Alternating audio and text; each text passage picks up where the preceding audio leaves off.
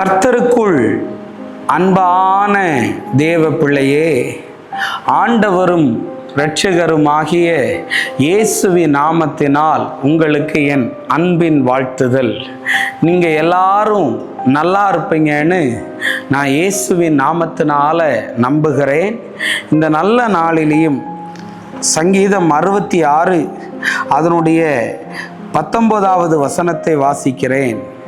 மெய்யாய் தேவன் எனக்கு செவி கொடுத்தார், என் ஜெபத்தின் சத்தத்தை கேட்டார் என்று தாவீது சொல்லுகிறத பார்க்க முடியும். இன்னைக்கு மெசேஜோடைய தலைப்பு என்ன தெரியுமா? என் ஜெபத்திற்கு பதில் என்று பேச விரும்புகிறேன். தாவீது சொல்லுகிறார், கர்த்தர் என் ஜெபத்தின் சத்தத்தை கேட்டார்னு சொன்னார்.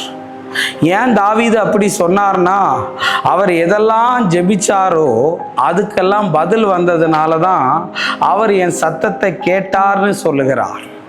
ஆனால் இந்த தாவீது ஒரு காலகட்டத்தில் என்ன சொல்றார் தெரியுமா?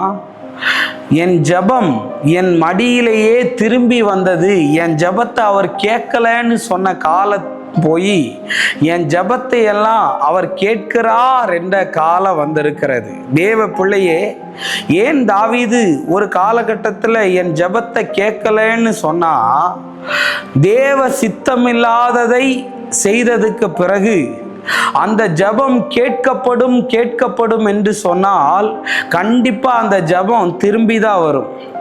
பத்சேபாளோட தாவீது பாவம் செய்ததுக்கு பிறகு அவளுடைய பிள்ளையை தேவன் அடிப்பேன் என்று சொல்லியிருந்தார். ஆனால் தாவீது பல முறை உபவாசம் இருந்து ஜெபித்த பிறகும் கர்த்தர் அந்த ஜெபத்தை கேட்கல. ஏன் அப்படின்னு சொன்னா, அது தேவ சித்தம் இல்லாமல் வந்த ஒரு காரியம்.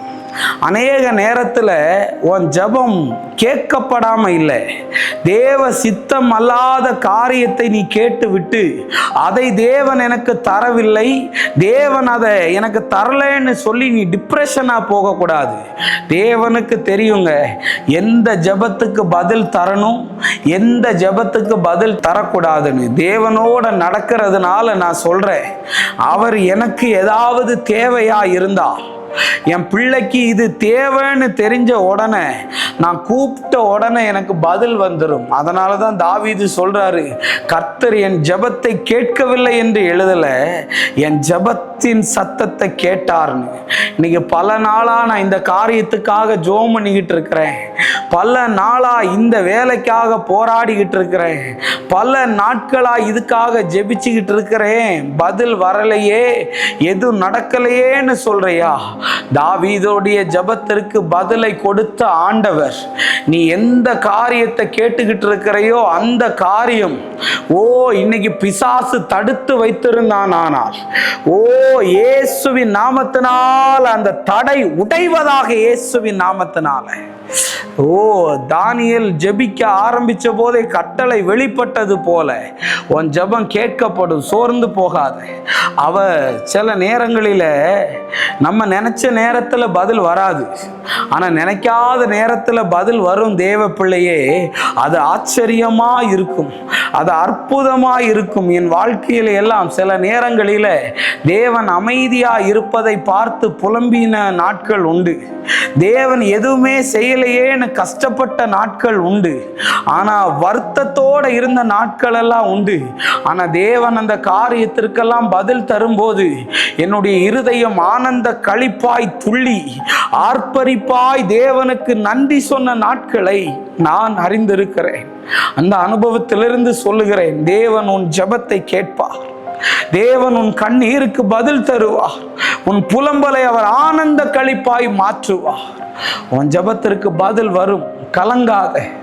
வேலைக்காக கேட்கிறையா, ப்ரமோஷனுக்காக கேட்கிறையா? அன்னாள் ஜெபிச்சாள், அவ என்ன ஜெபிச்சாலோ அதுக்கேற்ற பதில கர்த்தர் கொடுத்தார்.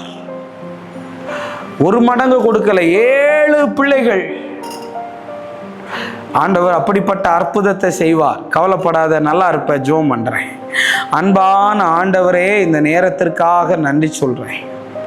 ஆண்டவரே, என் ஜெபத்துக்கு பதில் வரல அப்படின்னு கேட்குறாங்க. அந்த பிள்ளைகளுக்கு அதனுடைய வெளிப்பாடு என்ன என்பதை காண்பித்து கொடும். தடைகளை எல்லாம் மாற்றும். இயேசுவின் நாமத்தில் வேண்டுகிறேன் நல்ல பிதாவே. ஆமேன், ஆமேன். God bless you. கர்த்தர் உங்களை ஆசீர்வதிப்பார்.